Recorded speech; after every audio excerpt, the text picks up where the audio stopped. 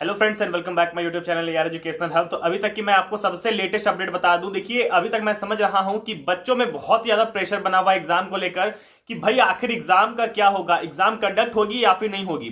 कुछ बच्चे और कुछ ऐसे भी लोग हैं जिन्होंने ये मान लिया है कि अब एग्जाम कैंसिल नहीं होगी। बट हाँ भाई, यहां पर उम्मीद को बहुत बड़ा नाम दिया गया है, क्योंकि यहां पर लोगों को कहा गया है कि आप बिल्कुल और बिल्कुल उम्मीद रखिए। और सही बात भी है, हम लोग उम्मीद कर सकते हैं। अभी भी अगर कहें तो 1% भी अगर चांसेस बची हुई है एग्जाम बोर्ड को कैंसिल होने पे, तो हम उस उम्मीद को समझ सकते हैं कि हाँ, ये एग्जाम कैंसिल हो सकता है। बात करें कल की, तो कल आप लोग के लिए बहुत ही बड़ा दिन है। जो भी सीबीएसई के स्टूडेंट्स हैं उनके लिए बहुत बड़ा दिन है, बिकॉज जो भी यहां पर हमारी एडवोकेट है ममता शर्मा जी, उन्होंने जो भी सुप्रीम कोर्ट में पीआईएल फाइल की थी एग्जाम कैंसिल को लेकर, वो एक तरह से समझ लीजिए कि ना के बराबर वो समाप्त हो चुका था। उस पे कोई सुनवाई नहीं होती, क्योंकि 1 जून को यहां पर सीबीएसई अपनी यहां पे जो भी सुनवाई है वो यहां पे पेश कर देती कि एग्जाम होगी या फिर नहीं होगी। तो अगर एग्जाम से पहले पहले अगर ये केस में सुनवाई नहीं होती तो फिर दिक्कत हो जाता। बट अभी यहां की सबसे बड़ी अच्छी खबर यह है कि यहां पर ममता शर्मा जी ने ट्वीट करके ये बिल्कुल अच्छी खुशखबरी दी है कि बिल्कुल और बिल्कुल कल सुनवाई होने वाली है सुप्रीम कोर्ट में। कल इसको लेकर, एग्जाम को लेकर बिल्कुल सुनवाई होने वाली है सुप्रीम कोर्ट में। और उनके लिए जितने भी स्टूडेंट्स हैं, कृपया उनको धन्यवाद कहिएगा, जो आप लोगों के लिए लास्ट मोमेंट पे भी आप लोगों को बिल्कुल सपोर्ट कर रही हैं। तो बिल्कुल इस बात को याद रखिए आप लोग। कल सुप्रीम कोर्ट में याचिका है, कल ये हो सकता है कि सुप्रीम कोर्ट ये डिसीजन ले सकती है कि एग्जाम कैंसिल करनी है या फिर नहीं, क्योंकि परिस्थिति सभी जानते हैं, परिस्थिति ऐसी है कि एग्जाम होने का कोई भी संभावना तो नहीं है भाई, क्योंकि कोविड के केसेस नॉन स्टॉप राइज कर रहे हैं, बढ़ रहे हैं। कहीं पे अभी थर्ड वेव का भी नाम आ रहा है कि थर्ड वेव आएगा। तो इस परिस्थिति में बच्चों पर ज्यादा इफेक्ट पड़ जाएगा। तो जाहिर सी बात है, सभी को सोच कर चलना पड़ेगा और बिल्कुल ख्याल रखना ही पड़ेगा। आपको अगर मैं सब कुछ बता दूं, देखिए अभी तक की जितनी भी अपडेट थी, 23 को जो भी मीटिंग हुई थी, 23 को जो मीटिंग हुई थी उसमें राजनाथ सिंह ने अध्यक्षता उसकी की थी मीटिंग की।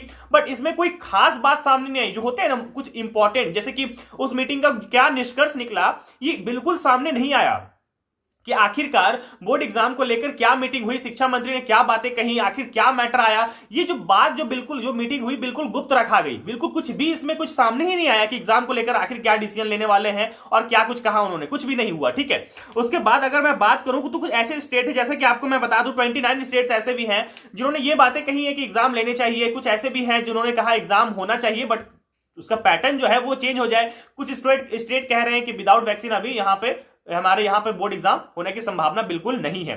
सबसे पहले मैं बात करूं तो जैसे ही मीटिंग खत्म हुई थी उस दिन छत्तीसगढ़ ने अनाउंसमेंट किया था कि आप ओपन बुक सिस्टम से हमारा एग्जाम बिल्कुल यहाँ पे करवा सकते हैं। तो ये एक अच्छी पहल थी।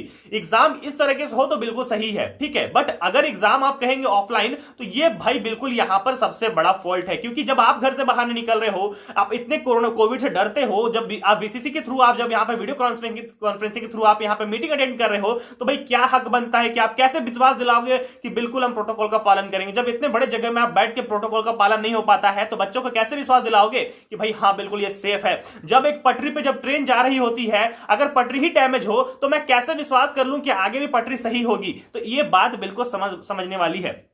वहीं अगर मैं बात करूं तो एक सबसे अच्छी गुड न्यूज की, तो महाराष्ट्र सरकार हो या फिर यहां पर दिल्ली बोर्ड, दिल्ली के जो सीएम है उन्होंने भी कह दिया है, और यहां के जो भी वहां के डिप्टी सीएम है जो मनीष सिसोदिया जी, उन्होंने भी कहा है कि हमारे स्टेट में बोर्ड तब तक नहीं होगी जब तक सबको स्टूडेंट्स को यहां पर वैक्सीनेशन की प्रोसेस ना हो जाए, सबको वैक्सीन ना लग जाए। और एक और सबसे अच्छी बात, झारखंड सरकार ने भी ये बात कही कि 12वीं बोर्ड तभी हम लेंगे जब सभी बच्चों को वैक्सीन लग जाए। तो ये एक बहुत ही अच्छी और बहुत ही अच्छी गुड न्यूज है।